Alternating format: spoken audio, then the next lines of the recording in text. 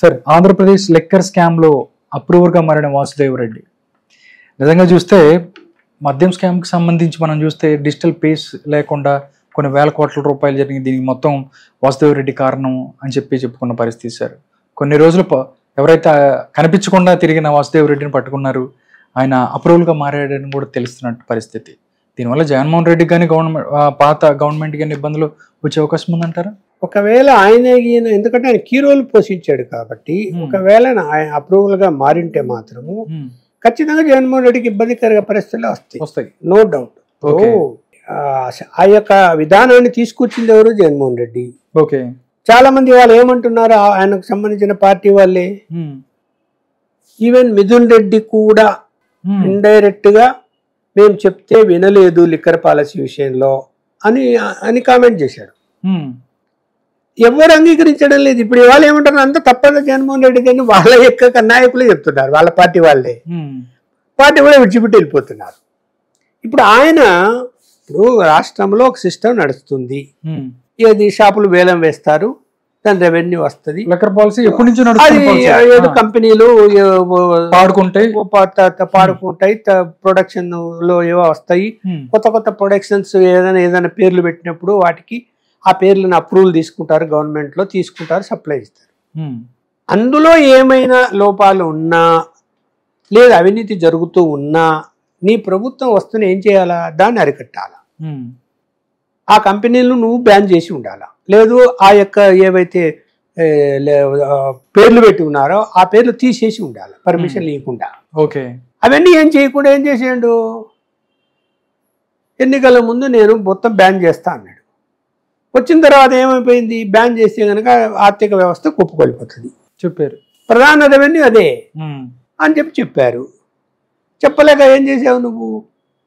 అతి తెలివి ఉపయోగించిండు, corporate company తెలివేది, అతి తెలివి.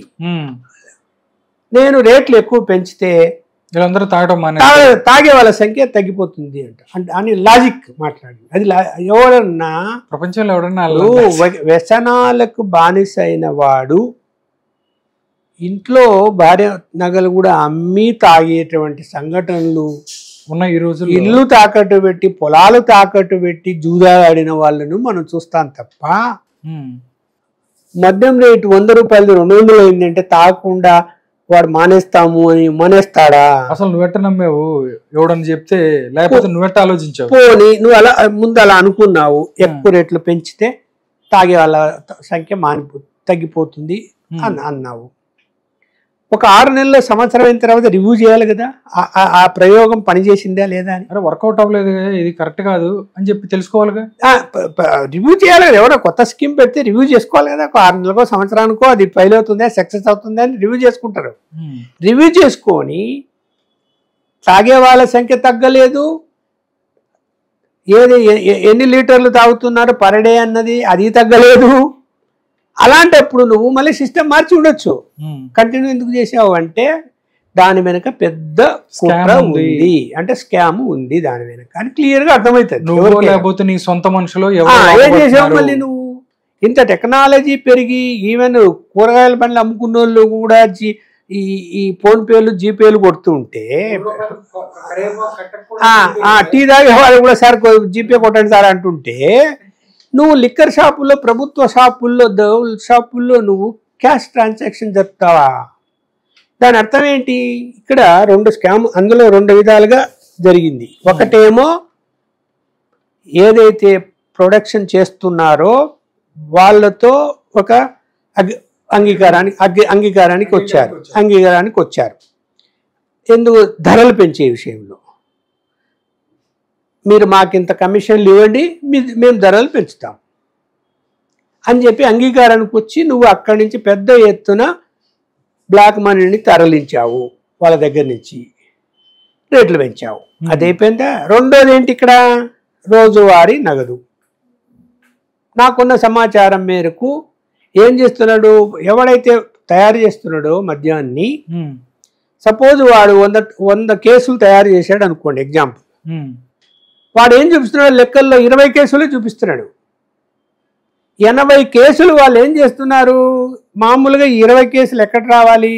బేవరేజ్ కార్పొరేషన్కు వచ్చి అక్కడ ఎంట్రీ అయ్యి ఉమ్, మళ్ళీ జిల్లా పాయింట్లు ఉంటాయి, జిల్లాలకు వచ్చి అక్కడ ఎంట్రీ అయ్యి ఉమ్, అక్కడి నుంచి షాపులకు పోవాలా. పలానా షాప్ కింది పలానా షాప్ కింది అని, ఈ బ్రాండ్ అని. ఇప్పుడు ఏం చేసినారు, ఏవైతే కంపెనీలు తయారు చేస్తున్నాయో ఇది ఈ యొక్క ఎక్కువ తయారు చేసేటువంటి బాటిల్స్ అన్నిటిని కూడా డైరెక్ట్ షాపులకు వెళ్ళిపోయాయి. మధ్యలో బెవరేజ్ కార్పొరేషన్ లేదు. వాళ్ళ రికార్డులో 20% ఉంది, వాళ్ళ రికార్డుకు పోతుంది. ఓకే. ఆ 20% ఎంటర్ అవుతుంది, ఉమ్, అయిపోయి అక్కడ ఇస్తారు. కానీ డైరెక్ట్ గా వీళ్ళకి షాపులకు వచ్చేటివి ఎక్కడ ఎంట్రీ అయినాయి, అవి అమ్మేస్తారు, అవి క్యాష్ వస్తుంది.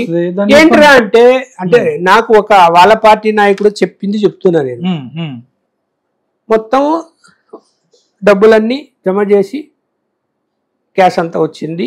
ఏదైతే అఫీషియల్గా రికార్డులో ఏది ఉంటుందో అంతవరకు పొద్దున్నే తీసుకెళ్లి బ్యాంకులు వేసి ఉమ్, మిగతా అదంతా కూడా ఎవరైతే వీళ్ళు పేర్లు ఇచ్చి ఉంటారో వైఎస్ఆర్సీపీ నాయకుడు వానింటికి చేర్చాల. ఇది లెక్క. ఇది లెక్క. గత 5 సంవత్సరాలు వాళ్ళు చేసింది. ప్రతి అసెంబ్లీలో పరిధిలో లేదా టౌన్లలో పరిధిలో నాయకులు నిర్ణయించి అక్కడికి పంపించారు అని వాళ్ళు అక్కడ దాన్ని మూటలు కట్టి తయారు చేసుకొని ఎన్నికల సంవత్సరం ఉండంగా 1 year ఉండంగా అంతకుముందు సిస్టమ్ వేరు, అదంతా ఇంకో చోటుకి ఎక్కడికో పోయేదట. ఎన్నికలు ఈ ఇయర్ వస్తున్నాయి కాబట్టి నియోజకవర్గాల వారీగా బ్లాక్ మనీ కావాలి కాబట్టి నియోజకవర్గాలుగా స్టాక్ పెట్టారు. లిక్కర్ స్టాక్ పెట్టారా, మనీ స్టాక్ పెట్టారు, ఓట్లు కొనడానికి స్టాక్ పెట్టారు, పెట్టి పంచారు. ఇప్పుడు ఒక్కొక్కరికి మొత్తం 175 మందిలో, ఒకవేళ జగన్మోహన్ రెడ్డిని పక్కన పెట్టి 174 మందిలో డబ్బులు ఉన్నోళ్ళు లేనోళ్ళు అందరికీ జగన్మోహన్ రెడ్డి గారు డబ్బులు ఇచ్చాడు. ఇది వాళ్ళ పార్టీ వాళ్ళే చెప్తున్నారు. ఇది వాస్తవం. చిన్న అమౌంట్లు కాదు, మళ్ళీ పెద్ద అమౌంట్లు వాళ్ళ ఇంటికి చేరాయి. మరి ఈ విషయంలో ఏం సమాధానం చెప్తారు వాళ్ళు? ఎక్కడి నుంచి వచ్చాయి మళ్ళీ ఆ డబ్బులన్నీ చెప్పండి, ఎక్కడి నుంచి వచ్చాయి, ఎలా చేరాయి? సరే, కొంతమంది పెద్ద బడా కాంట్రాక్టర్లు వాళ్ళకి మంచి పెద్ద వర్కులు ఇచ్చారు, వాళ్ళు కొంతవరకు సాయం చేశారు. అలాగే కొంతమంది టికెట్లు ఇవ్వడానికి పార్టీ ఫండ్ అని కొంత వాళ్ళ దగ్గర తీసుకున్నారు. కొంత ఈ లిక్కర్ బిజినెస్ లో వచ్చినటువంటి దాన్ని కూడా కొంత పంపిణీ చేశారు అన్నది ఆరోపణ.